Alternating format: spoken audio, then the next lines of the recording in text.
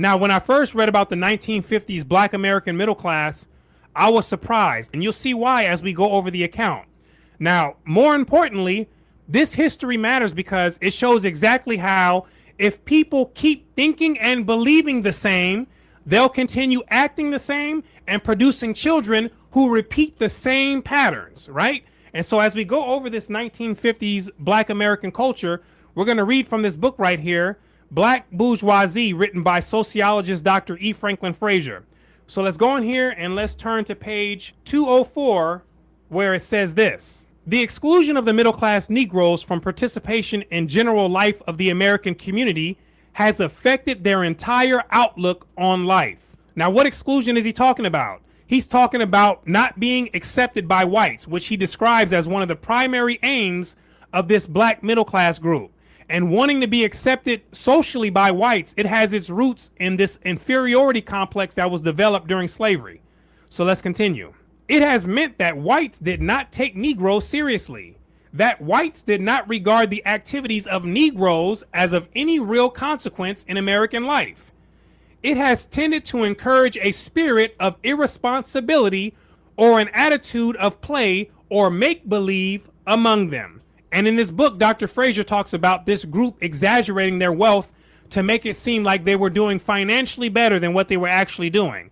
And that their business, their profession, and their education was not something that they took actually seriously, right? This was part of that make-believe world that they had created. Now let's go over to page 207 and let's talk about this play attitude. As a consequence of the prestige of society, many Negro professional men and women take more seriously their recreation than their professions. Once, the writer heard a Negro doctor who was prominent socially say that he would rather lose a patient than have his favorite baseball team lose a game. This was an extreme expression of the relative value of professional work and recreation among the black bourgeoisie. At the same time, it is indicative of the value which many Negro professional men and women, including college professors, place upon sports.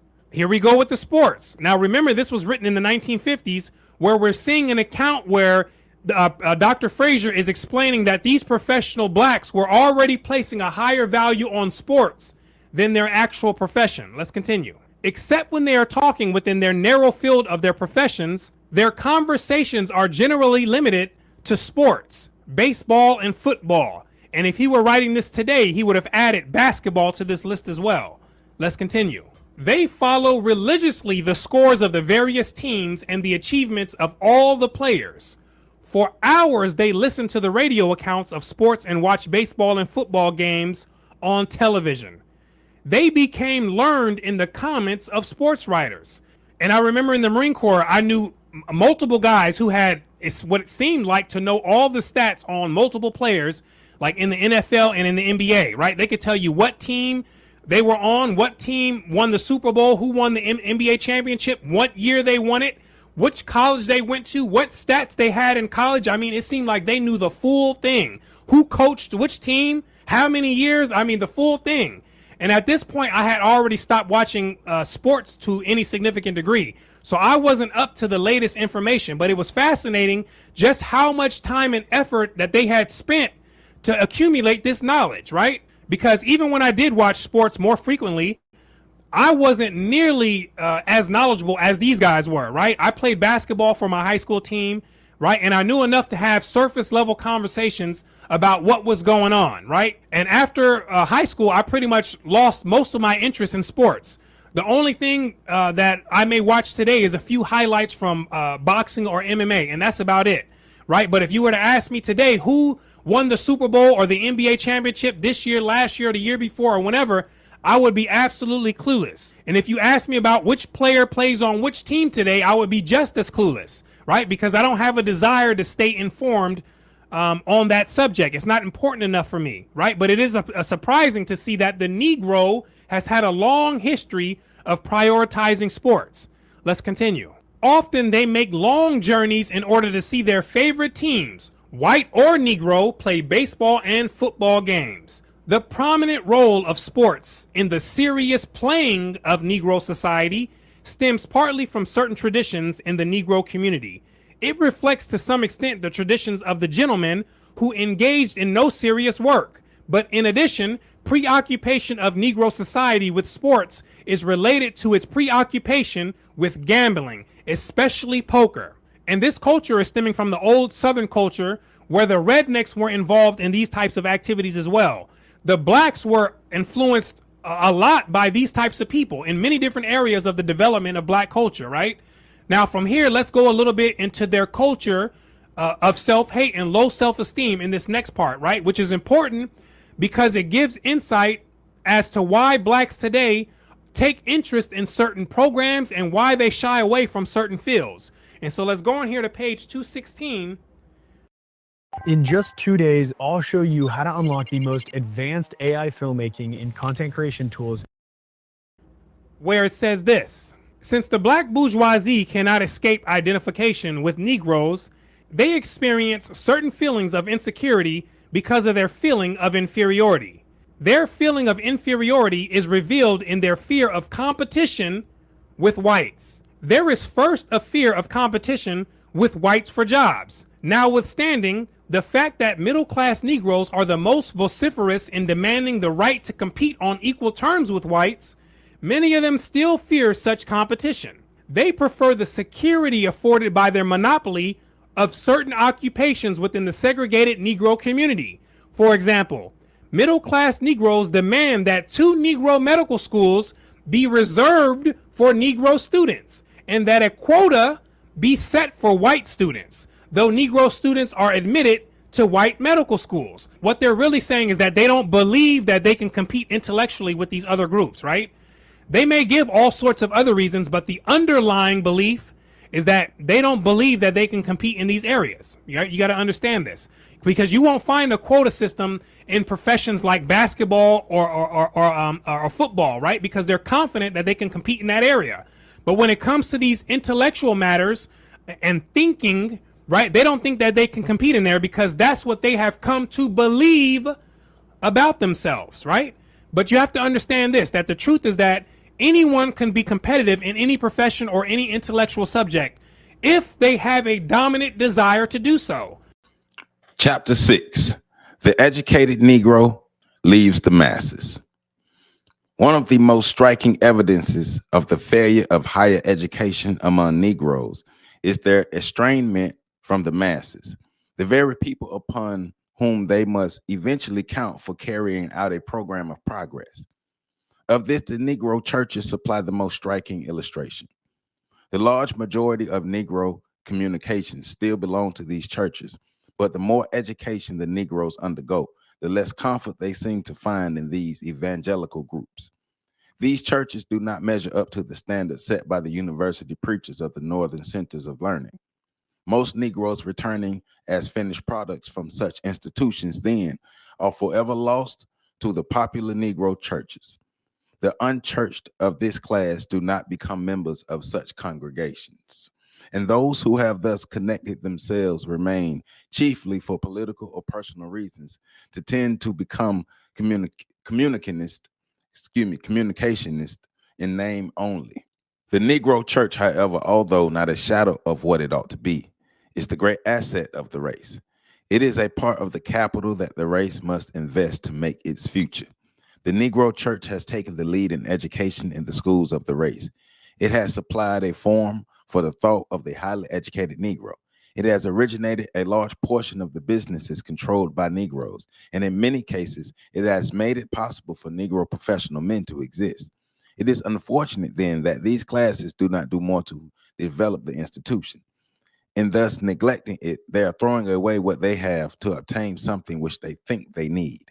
In many respects, then, the Negro church during recent generations has become corrupt. It could be improved, but those Negroes who can help the institution have deserted it for exploiters, grifters, and libertines.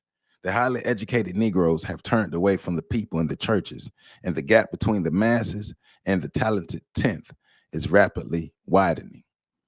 Of this many examples may have cited, when the author recently attended in Washington, D.C., one of the popular Negro churches with a membership of several thousand, he saw a striking case in evidence. While sitting there, he thought of what a power this group could become under the honest leadership of intelligent men and women. Social uplift, businesses, public welfare, all have their possibilities there if a score of more of our highly educated Negroes would work with those people at the center. Looking carefully throughout the audience for such persons, however, he recognized only two college graduates, Kelly Miller and himself, but the former had come to receive from the church a donation to the community chest, and the author had come according to appointment to make an appeal on behalf of Miss Nanny H. Burroughs of Miss Nanny H. Burroughs' school. Neither one had manifested any interest in that particular church. This is the way most of them receive attention from our talented 10th. Some highly educated Negroes say that they have not lost their interest in religion, that they have gone into churches with more intellectual atmosphere in keeping with their new thoughts and aspirations. And then there's a sort of contagious fever which takes away from the churches and their youth of others of less formal education. Talking with a friend from Alabama the other day, the author found that after her father had died, she had moved to Washington. She forsook the Baptist church in which he had been a prominent worker and joined a ritualistic church which is more fashionable. Such a change of faith is all right in sense. For no sensible person today would dare to make an argument in favor of any particular religion. Religion is but religion, if the people live up to the faith they profess. What is said here with respect to the popular churches of Negroes, which happen to be chiefly Methodist and Baptist, would hold also if they were mainly Catholic, Episcopal, provided the large majority of Negroes belong to these churches. The point here is that the ritualistic churches into which the Negroes have gone do not touch the masses, and they show no promising future for racial development. Such institutions are controlled by those who offer the Negroes only limited opportunity, and then sometimes on the condition that they be segregated in the court of the Gentiles outside the temple of Jehovah. Welcome back. Welcome back. Welcome back. Happy Monday. Welcome back to On the Shoulders of Giants. If this is your first time, I am Joseph Ward. I am continuing my reading of Dr. Carter G. Woodson's exceptional book, The Miseducation of the Negro. And this is chapter 6, The Educated Negro Leaves the Masses. And as you can see in the opening video, shout out to Brooklyn St. Michael or Mikhail. And I put the link to that full video in the description. But Brooklyn St. Michael is the YouTube channel that I got that from. I found that channel a while ago because he goes into the history of the Black bourgeois, and I got to get that book. That Black bourgeois book. I got to get that book. But it goes into what we're talking about here, right? And it goes into what we're talking about with Frantz Fanon, the need for white acceptance. We're continuing that, the need for white acceptance. And right. So therefore that goes to us talking about how the educated Negro is leaving the masses, right? So of course, we're going to give our chapter focus, going to give our key points on this video or on this chapter. We're going to give Dr. Woodson's main argument and a reflection and a summary for this whole chapter, right? The educated Negro leaves the masses. We've talked about this before, and I put a video similar to this out not too long ago. But Negroes who, once again, feel that if they are to be successful, if there ought to be somebody, if I am going to be somebody, then it has to be within the white world. Because within the Black world, the world that I'm leaving, I was a nobody. Black people can't make me a somebody. There's Black famous and there's white famous. There's the Chitlin circuit and then there's touring, right?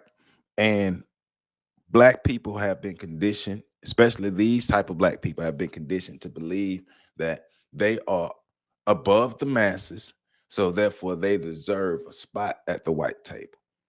They are Black, but they not the regular Blacks like us. We're better than them. We're better than those regular Black people. those Negroes, right?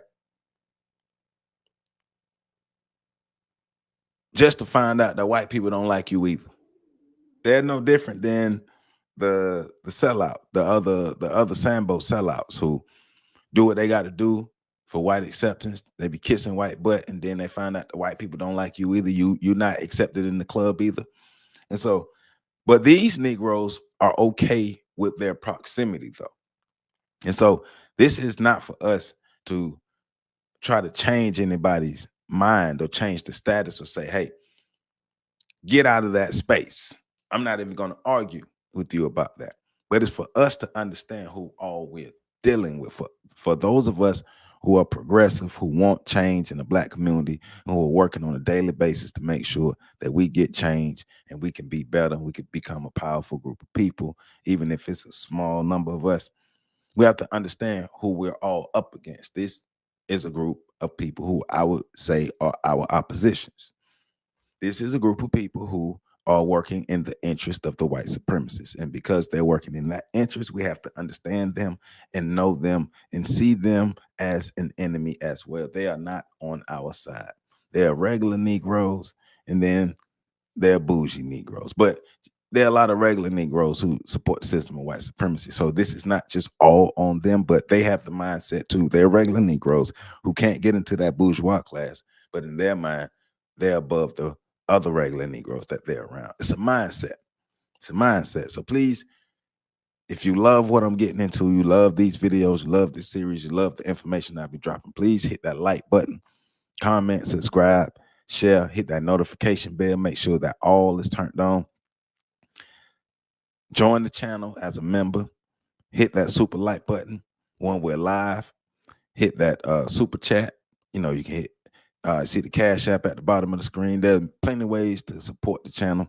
Helping the channel grow helps this message get out further, helps me pour more into my Black History School, and help us build more community, because the goal is to build more community. I want us to eventually get to a point where we can have a meetup.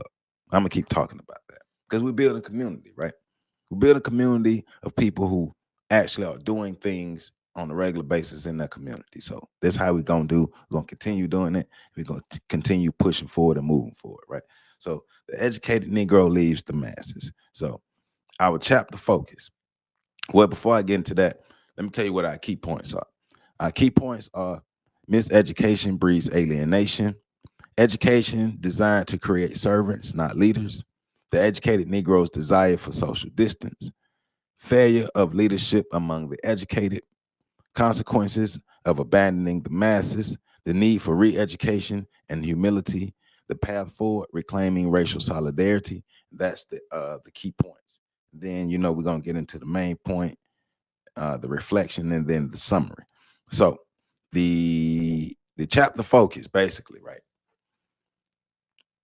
Dr. Woodson exposes one of the greatest tragedies of miseducation: the separation between the educated Negro and the Black masses. Those who can actually help the masses are turning their backs on the masses. So the roads that grew through the concrete is not reaching back so other roads can grow through the concrete.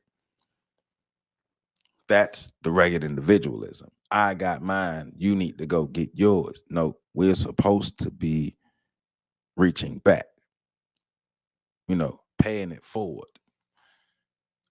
I help you, you help somebody else. They help somebody else. They help somebody else. They help somebody else. Continuing to help each other break through the concrete.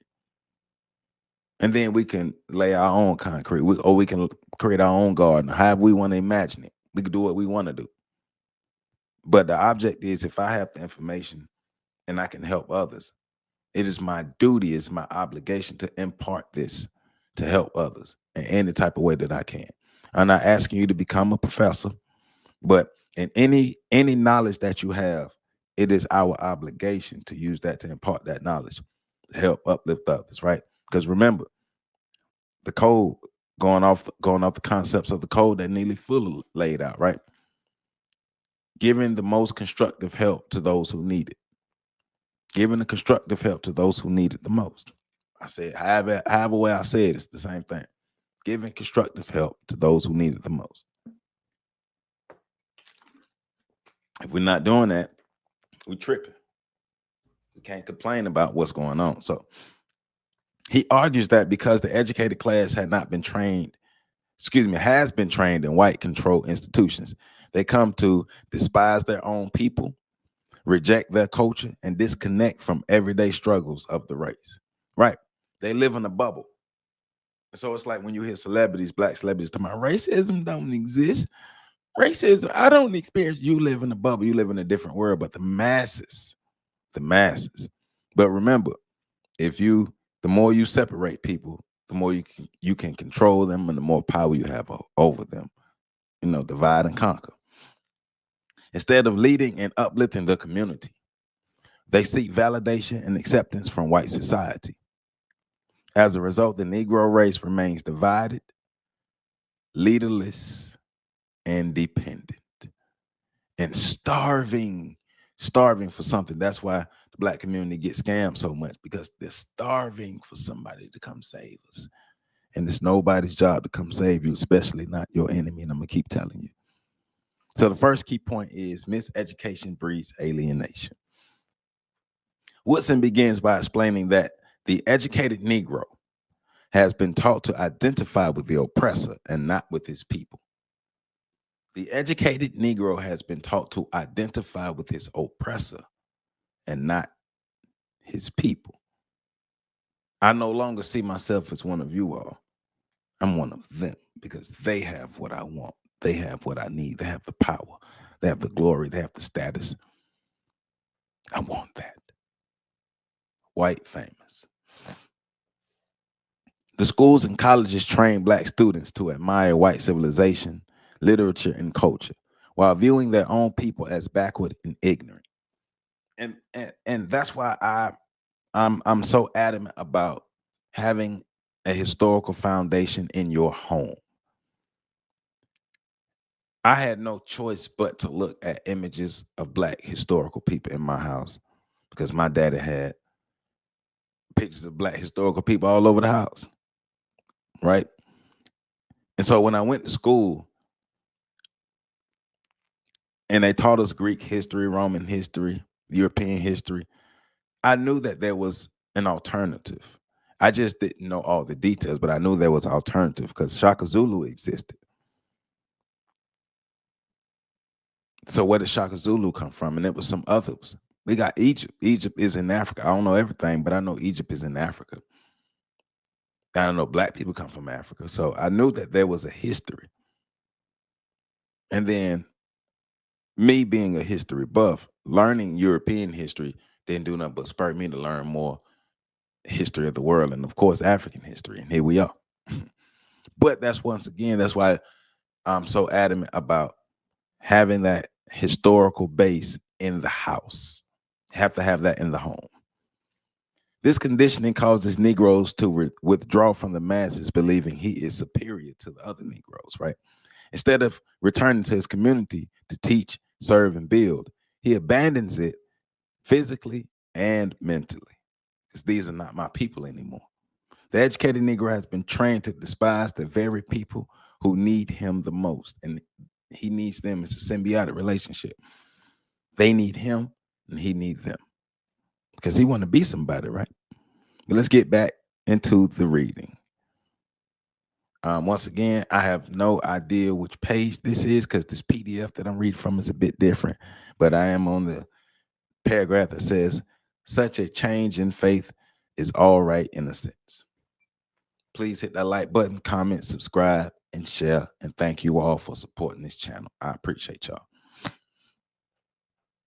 Such a change in faith is all right in a sense, for no sensible person today would dare to make an argument in favor of any particular religion. Religion is but a religion. If the people live up to the religion they profess, what is said there with respect with the popular churches of the Negroes, which happen to, I've read that. I read that. Sorry. My bad. Okay. Excuse me. I'm starting off where it says how an educated Negro can thus. Okay. Excuse me. I read that. Okay. How an educated Negro can thus leave the churches of his people and accept such Jim Crowism has always been a puzzle, because their minds are scrambled. He cannot be a thinking man. in And it may be a sort of slave psychology which causes the preference for the leadership of the oppressor. I'm going to read that again. It may be a sort of slave psychology which causes this preference for the leadership of the oppressor. The excuse sometimes given for seeking such religious leadership is that the Negro evangelical churches are foggy, but a thinking man would rather be behind the times and have his self-respect that compromises manhood in accepting segregation.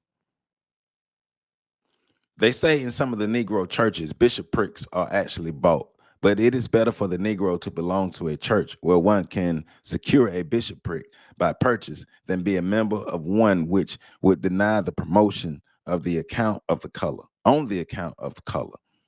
With respect to developing the masses, then the Negro race has lost ground in recent years.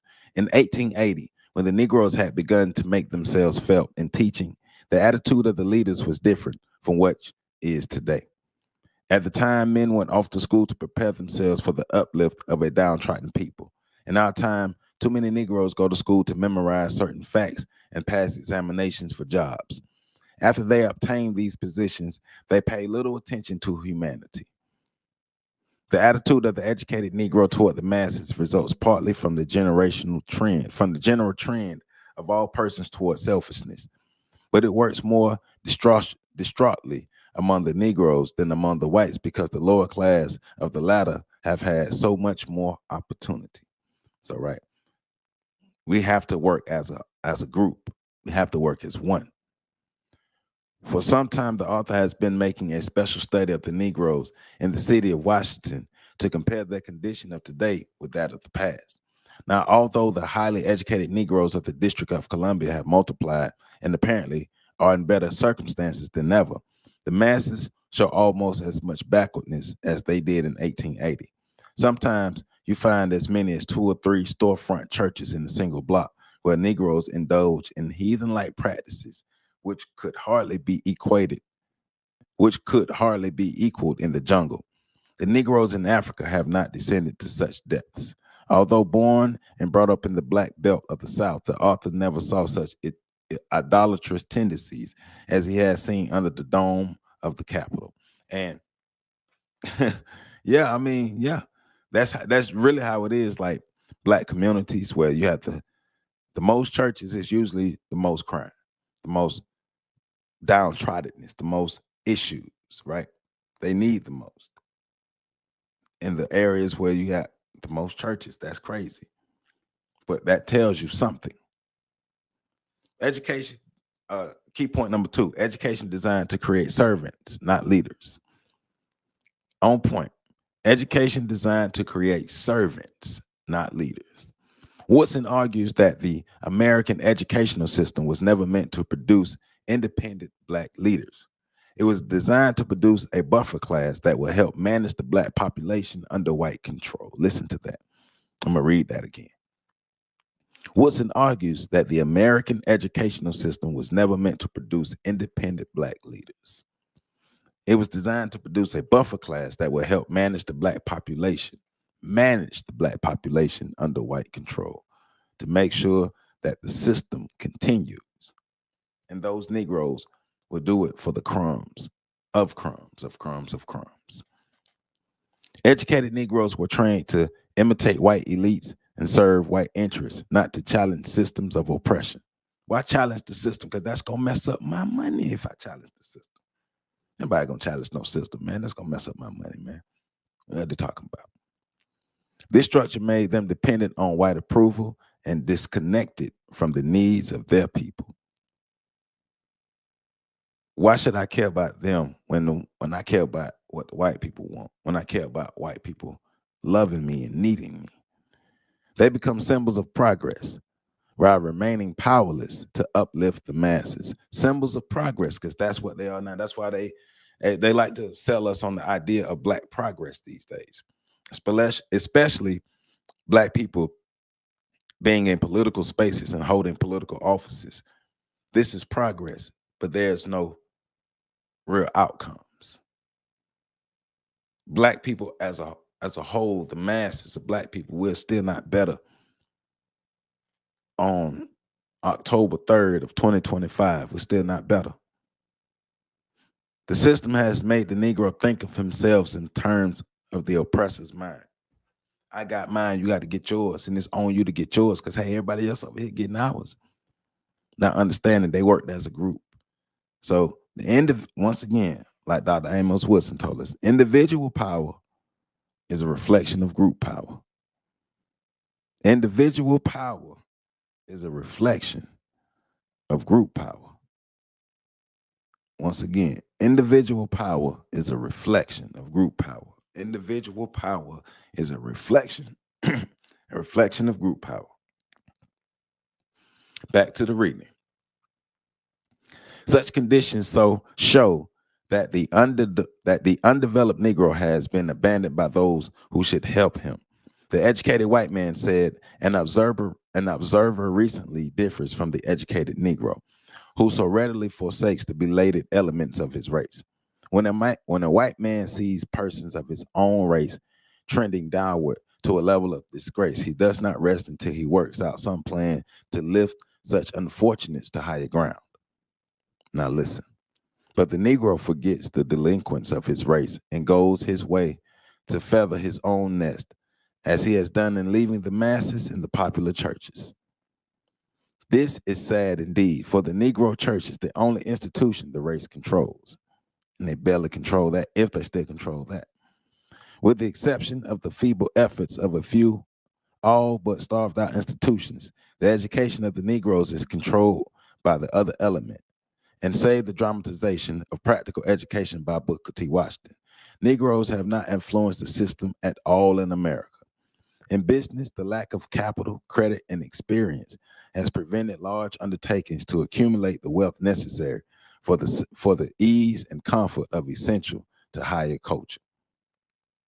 In the church, however, the Negro has had sufficient freedom to develop this institution in his own way.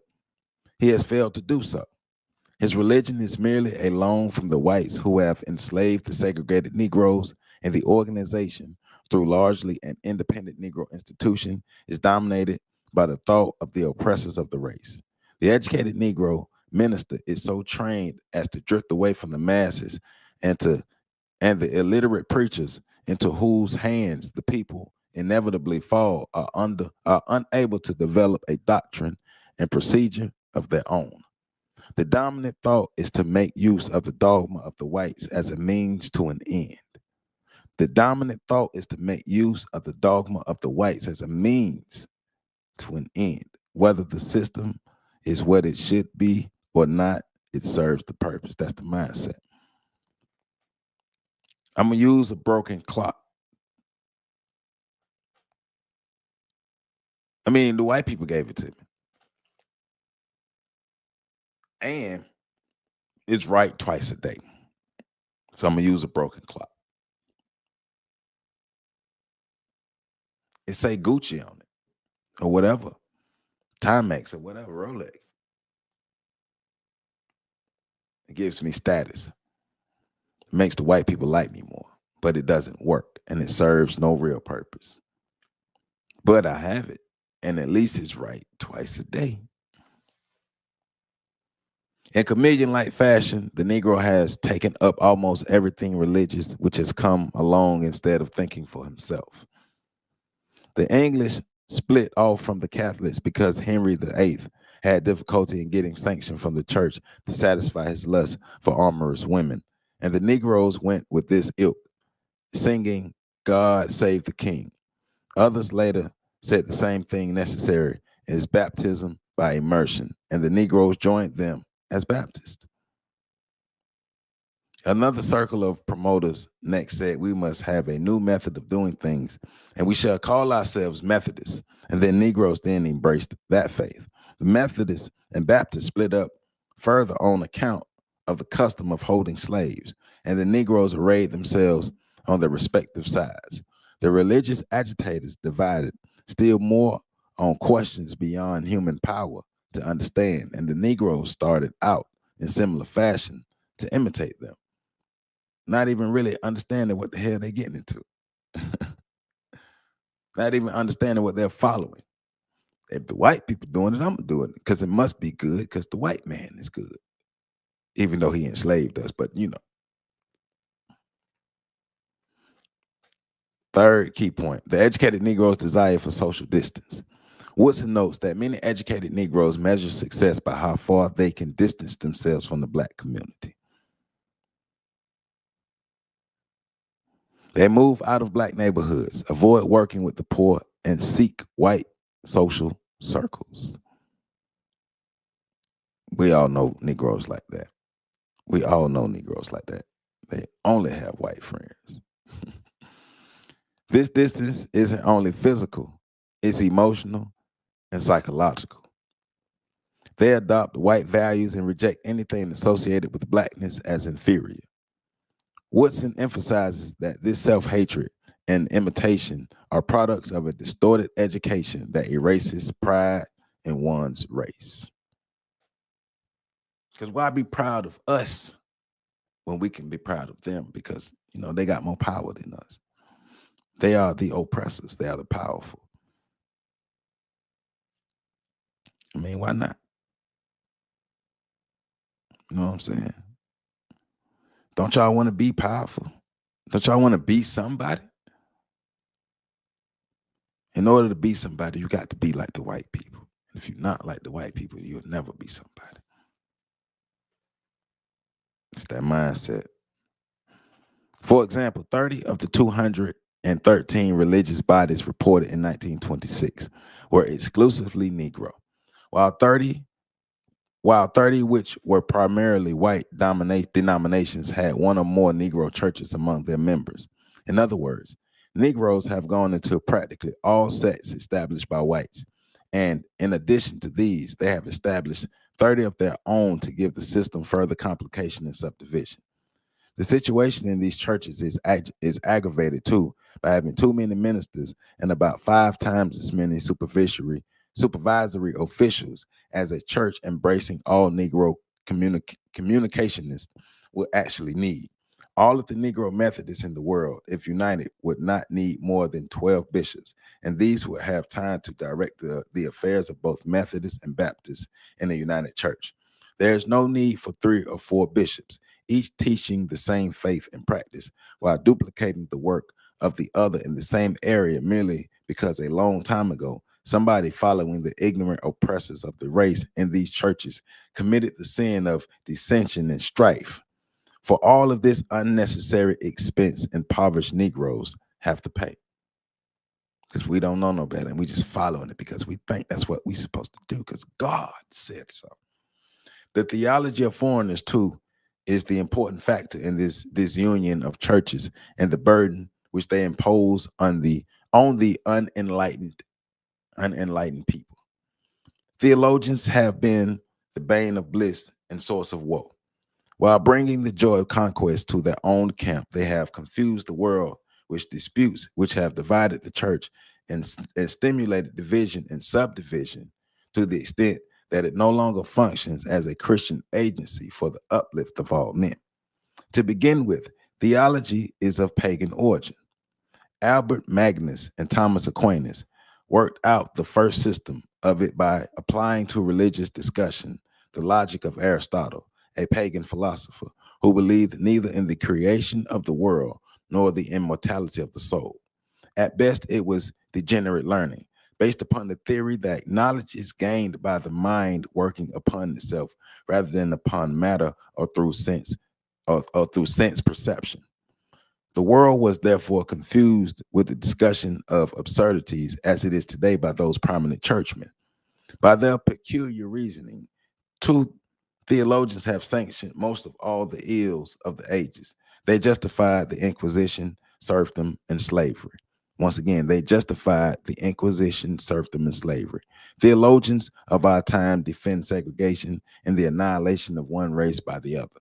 They have drifted away from the religiousness into an effort to make wrong seem to be right. While we must hold the Negroes responsible for following these ignorant theorists, we should not charge to their account the origination of the nonsense with which they have confused thoughtless people. As said above, the Negro has been so busy doing what he is told that he has not stopped long enough to think about what the meaning of these things. He has borrowed the ideas of his traducers instead of delving into things and working out some thought of his own. Some Negro leaders of these religious factions know better, but they hold their following by keeping the people divided and emphasizing non-essentials and insignificance of which the average man may not appreciate. The highly educated Negroes who know better than to follow these unprincipled men have abandoned these popular churches. While serving as the avenue of the oppressor's propaganda, the Negro church, although doing some good, has prevented the union of diverse elements and has kept the race too weak to overcome foes who have purposely taught Negroes how to quarrel and fight about trifles until their enemies can overcome them. This is the keynote to the control of the so-called inferior races by the self-styled superior. The one who thinks and plans while the other is excited, fashion seizes upon and destroys his brother with whom he should cooperate. I'm gonna read that again. The one who thinks and plans while the other is excited, fashion seizes upon and destroys his brother with whom he should cooperate. Because the Negro's mind is warped and the Negro's eyes are fixated on the shiny things, where everything real is being taken from them. Key point number 4, the failure of leadership among the educated. The greatest failure of the educated Negro, Woodson says, is his inability to lead. True leadership requires understanding and serving the people, something impossible when you look down on them and when you are an appointed leader by your oppressors. The educated Negro often blames the masses for their poverty and ignorance instead of recognizing how systems of oppression has limited their opportunities. And a lot of them know, especially if you've come from the poverty, you know. You're just acting like you forgot. The elitist attitude turns potential leaders into isolated individuals with no influence among their own people. The large majority of so-called educated Negroes have no idea of the needs of the people that they claim to be from, because they're not a part of it anymore. But you know, the skin is the same, but all skin ain't kin. And all kin don't give a damn. Key point number 5, consequences of abandoning the masses. The separation between the educated and the uneducated weakens the race as a whole. The masses lose faith in their leaders who speak like outsiders and live apart from them. That's a lot of leaders. That's a whole lot of leaders. Meanwhile, the educated Negro becomes a man without a people, accepted by neither whites nor blacks. This disconnect prevents collective progress, leaving the race vulnerable to continued exploitation and manipulation by those bourgeois Negroes and the oppressors and all outsiders. Woodson warns that no race can rise when the most educated members refuse to identify with its roots. Yeah, I'm the rose that grew through the concrete, but ain't nothing under that concrete no more. And everything for me is above this concrete. So I go back.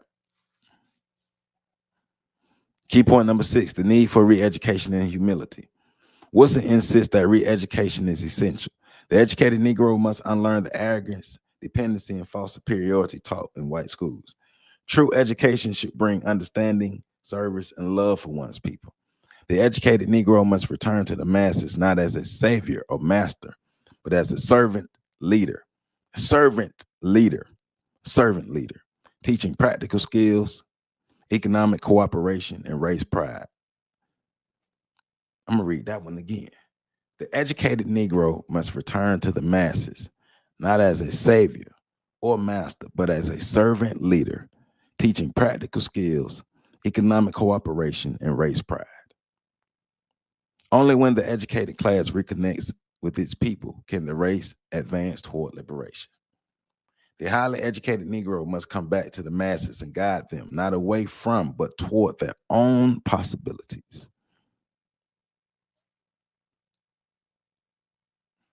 Key point number 7, the path forward, reclaiming racial solidarity. Woodson calls for a complete reorientation of values among the educated Negro. Instead of chasing validation from white society, the goal must be to build independent Black institutions, which are schools, businesses, and cultural centers that serve the community. He advocates that education must be for service and not for status. Real education connects intellectual with purpose. It teaches the individual to lift as they climb. Lift as you climb. Lift as you climb. Lift as you climb. So his main argument for chapter 6 is the tragedy of the Negro's miseducation is that it separates him from his own people. The educated Negro has been taught to despise the masses rather than uplift them. Until he learns to work among them and for them, his education will remain a weapon against his own race and his religion. His education and his religion, because the religious path he's chosen is dictated upon the education and his need for white acceptance. The reflection is, Woodson delivers one of the most piercing truths by saying that the most dangerous product of miseducation is not ignorance, it's alienation. You are educated but alienated.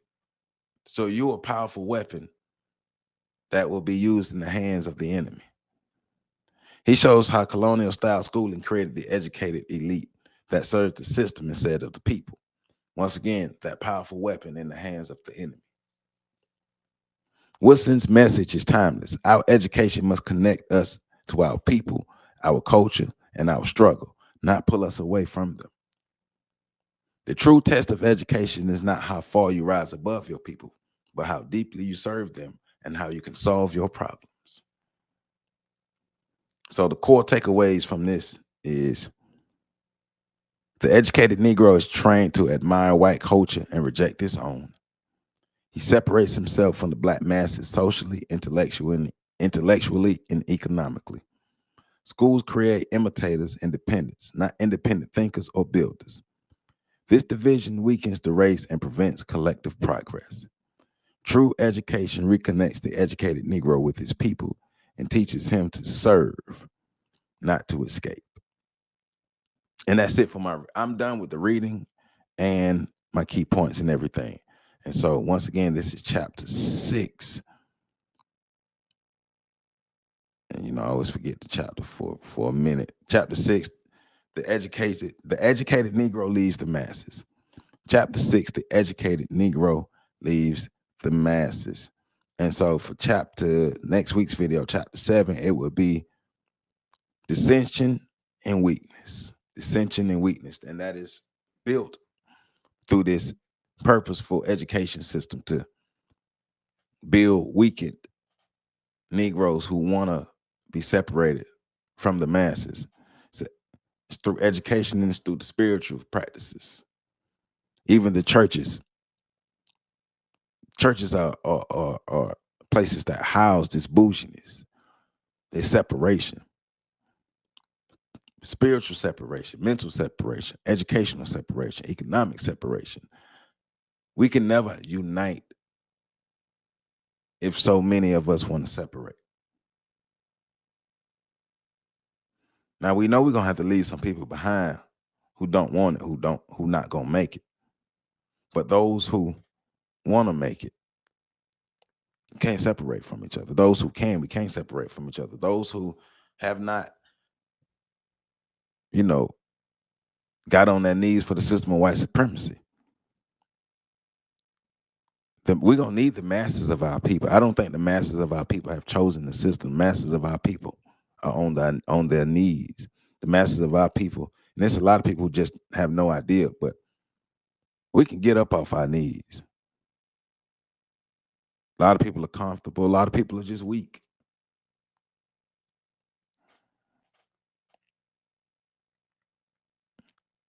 But if we want something different, it's gonna take all of us. But understanding that all of us not gonna be a part of it. But hey, that's the catch-22 that's gonna come for us.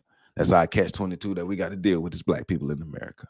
So once again, check out the YouTube channel Brooklyn St. Michael or Michael or Mikhail. The link is in the description. and get your copy of The Miseducation of the Negro. That is also in the description. If you don't have your copy by now, you tripping. Let's continue these readings, man. Let's continue learning. Let's continue building. Like I said, we're going to eventually work to our in-person meetup so we can start building in person. So let's do what we do, how we do, when we do what we do, and keep it going and keep it growing. I love you all. Stay black, stay powerful. See y'all on the other side. Peace out.